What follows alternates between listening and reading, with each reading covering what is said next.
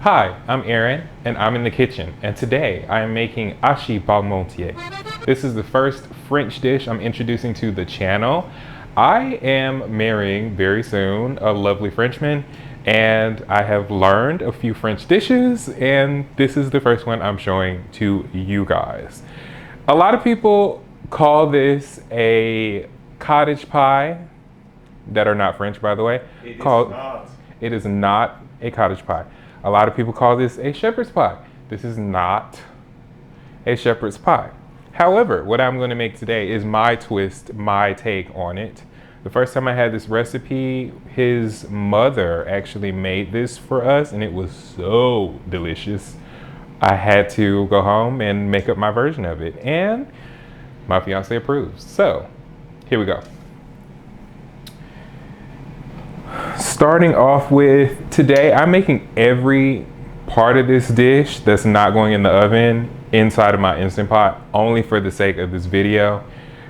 So it is going to take more time. However, you could do this entire thing on the stove in two separate dishes. I just don't want to do two separate dishes, so I'm not doing that today. But into the bowl, I am going ahead with a little bit of olive oil in the bottom. Let's say 2 tablespoons of that. 2 teaspoons of olive oil is not going to get you anywhere. And we're using the saute function on the Instant Pot. Inside of my oil, I have 1 large onion going in and 6 cloves of garlic. I don't know if you can hear this or not, but in my air fryer right behind me, I have a whole head of garlic being roasted right now. So 6 cloves of garlic, 1 large onion. I didn't feel like chopping it up, so y'all know how I do. I put it into the food processor. I don't think anyone's gonna be mad at me about that one, right? All right. Just waiting on it to heat up here. Oh, we're sizzling. All right, we have our onions and our garlic going in here.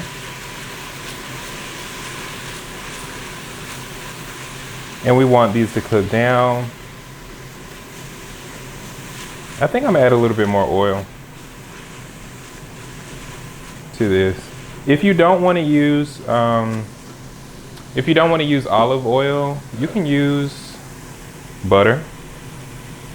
Butter makes everything butter. I did another 2 tablespoons of olive oil in here. So if you do have an Instant Pot and you want to make this whole meal in Instant Pot like I'm making, butter. The saute function on the Instant Pot cooks at a very high heat, which is great because I don't want to sit here all day. But it's just something to be mindful of if you've never used that function on your Instant Pot. Again, you don't have to do this. You can cook the entire thing on the stove. Okay, so while my onions and garlic are cooking, this is not traditionally in an Hachis Parmentier, but I like to add this to my garlic and onions because it enhances the sweetness in my garlic and onions. So I'm going to add half a cup of vodka to my mixture in here.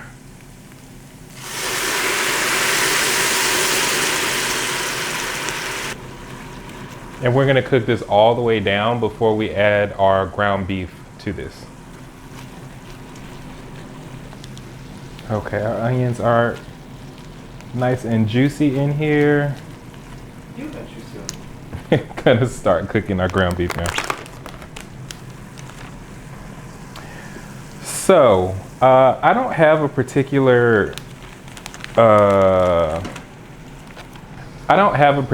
bias towards any kind of ground beef brand, but what I will say is for this recipe, if there's a ground beef that you like that has a sweeter taste to it, you will be closer to my recipe. Where I live, one grocery store has a ground beef that's really good for savory dishes, and another grocery store has a ground beef that tastes really, really sweet and is good in stuff like this. So I'm using the sweet beef. If you can find the sweet beef, use the sweet beef, but use ground beef.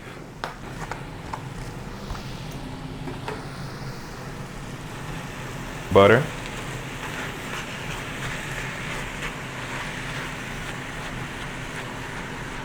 Now, when you're making an hachis, one of the most important things besides seasoning your food is making sure that the beef is really, really juicy and really, really tasty. If you have a dry ashi, it is just not good. And a lot of recipes will ask you to put some extra kind of juice in there, like chicken stock or something. But I have a secret and I'll share with you guys, because I'm not gonna add anything extra to my beef. All right, so we are seasoning our food. We're always seasoning our food. Okay, 1 teaspoon of onion powder going in. Yes, I put onions in there and I'm putting onion powder in there. Yes, I did that. 1 teaspoon Creole. It's a teaspoon of everything, by the way. Teaspoon of Slap Your Mama. Teaspoon of thyme. I don't trust it when I can't see it, so I do the thyme in my hand. Teaspoon of thyme. White pepper. It's a teaspoon. And a teaspoon of rosemary. The last teaspoon is, of course, salt.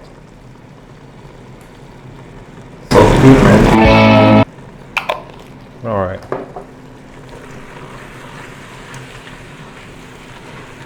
All right, our meat's starting to brown here with our seasonings in it. And once our meat cooks a little bit more, then I will taste to see where we are and if we need to add more of anything. Also, if you're one of those people that has an Instant Pot and you just aren't using it because you don't know how to use it or you don't know what to cook in it, put anything in there, just cook it. Saute. Anything that you can cook on the stove with the saute function, onions, garlic, any of that, cook it in the Instant Pot. All right, just went ahead and tasted my meat and I need a teaspoon of everything again. All right, so now, normally what my secret is in keeping my ashi very moist still is to undercook it and leave some of the pink meat. And right where I seasoned the second time is usually where I would take it off, but that's okay. This is still very moist. So now I'm gonna cook my potatoes in the Instant Pot as well. I have leftover chicken stock and I am just soaking my potatoes in that chicken stock, and I might pour a little bit of chicken stock into my ashi now that I'm thinking about it.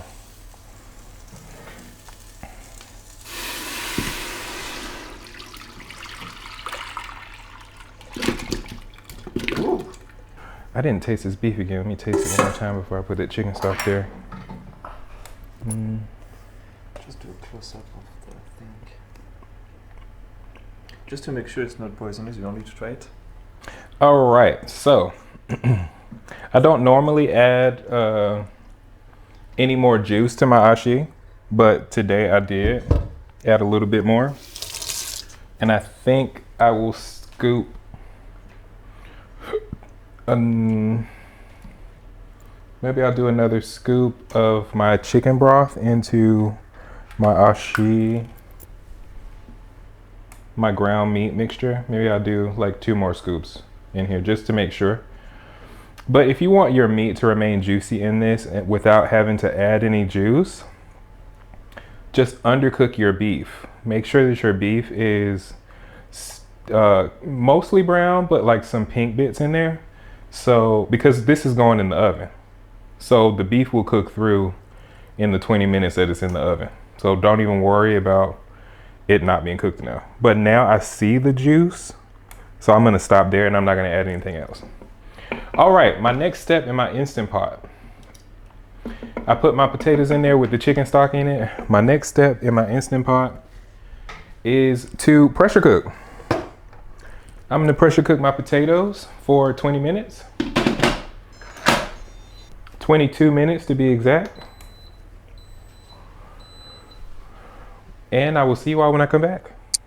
So it's been 22 minutes and I manually released the pressure from my Instant Pot, just waiting on it to steam, and then I can take it off and then I can zhuzh my potatoes. There is one mistake that we'll talk about right here.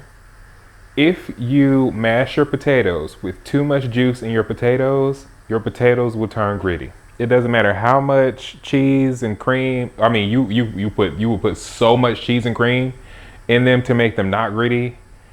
Just avoid. If you don't want your mashed potatoes to be like gritty and watery and kind of flavorless, watch the amount of water that you take out. If you even have a lot of water. Today I probably have a lot of water, only because I use chicken stock in here. All right, taking this off. Yeah, I have a lot of water in there, but I'm not going to waste my chicken stock, so I'm gonna scoop my potatoes in.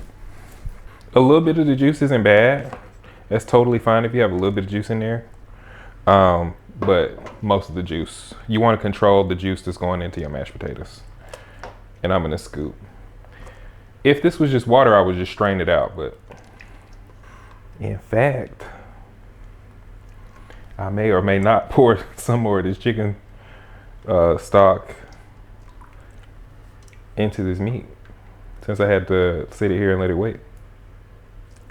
All right, now for the juice I actually do want in my mashed potatoes. Here we have, how much is this in grams? I have 0.25 liters. So the carton of heavy cream, we're putting the whole carton of heavy cream in this bad boy.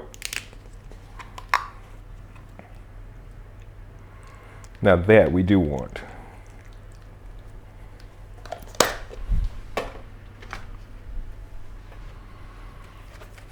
And we have 0.12 kilos of goat cheese. You don't need any kind of herby goat cheese. I just have this because this is what I saw in the store and I grabbed it. So this is what we're using. And we're using 2 of those. So 0.24 kilos of goat cheese. And I don't believe that I said that this is 2 kilos of potatoes for this whole dish.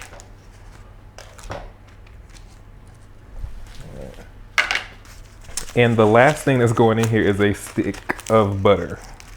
So 113 grams.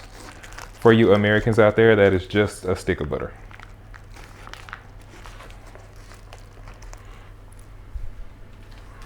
All right, and we mash. I may have put too much heavy cream in here. We'll see.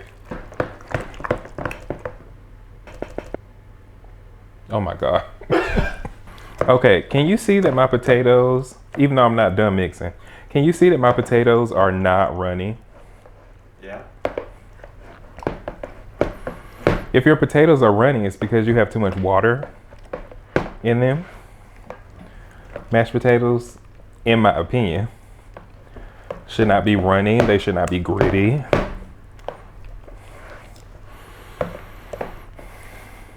And you do this until it's all mixed to your satisfaction. Some people like lumpier mashed potatoes. Personally, I don't, but that's your business.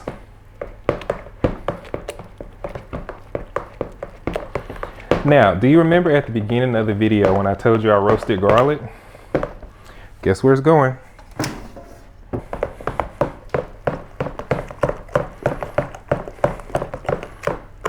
Now, our garlic potatoes have a pretty nice consistency here. And now we need to check it for seasoning. This is your moment where if you did roast the garlic, you can put roasted garlic in there. But right now I think I'm gonna do salt, a little bit of garlic powder in here. Yeah, let's do that. For my taste, I'm doing 2 teaspoons of garlic powder in here and some salt, and let's see where we are. That was also 2 teaspoons of salt. Let's see where we are with this flavor.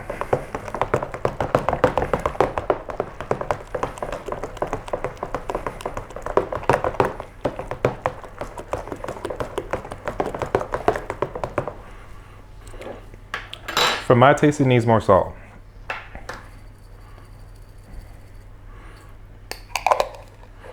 Another solid teaspoon.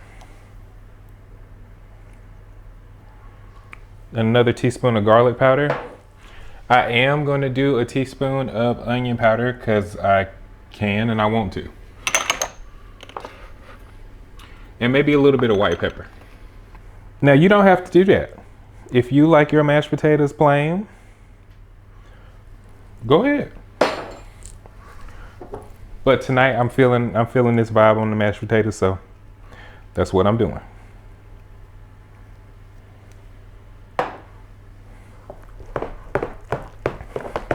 That was a teaspoon of onion powder, a teaspoon of black pepper, added in addition to what was already in here.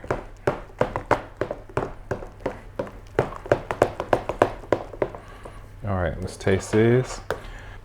So I'm gonna do some rosemary and thyme in here because I just feel like that's what we need. That's where we need to go with this. So I'm doing a teaspoon of rosemary. And it's not hard to go in this direction only because of the goat cheese. It had some kind of herbs on there already.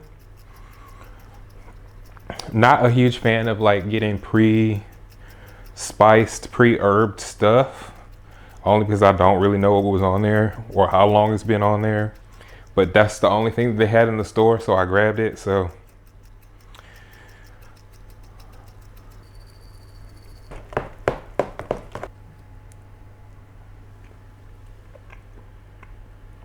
that's right on the money. All right. So I'm just gonna, oh Lord. I'm just gonna scrape this off and put my potatoes into my casserole dish.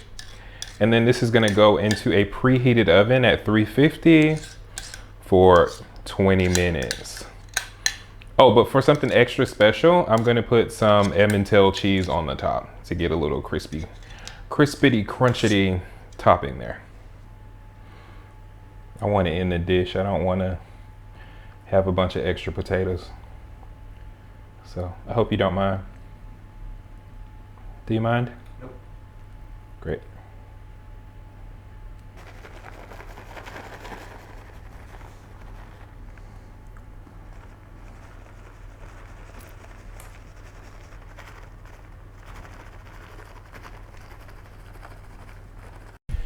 Now our ashi is out of the oven, and I'm about to dig my spoon in here because it smells so good and I'm hungry. Here we go. Yeah, that meat is incredibly juicy still. Wow. If you make this, just slightly undercook your meat. You don't need to add the extra juice because now I have a little bit too much juice, and that's all right. I would rather have a really, really juicy ashi than a really, really dry ashi. Let me get a fork here and taste this. I just added a little bit of chives to the top, a little something, something. Ah, yes.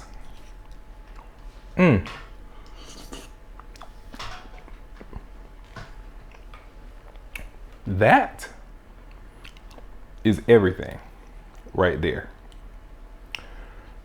It's French, there's butter, potatoes, cheese, cream. I mean, perfection. And I don't normally do chicken broth in my potatoes, but today I had extra and I needed to get rid of it, and I thought, why not? I don't regret the choice. Okay, I'm about to have dinner here. So, thank you all so much for watching this video. I hope you enjoyed what you saw. If you did, don't forget to like, comment, and subscribe, and I'll see you all next time. Ciao.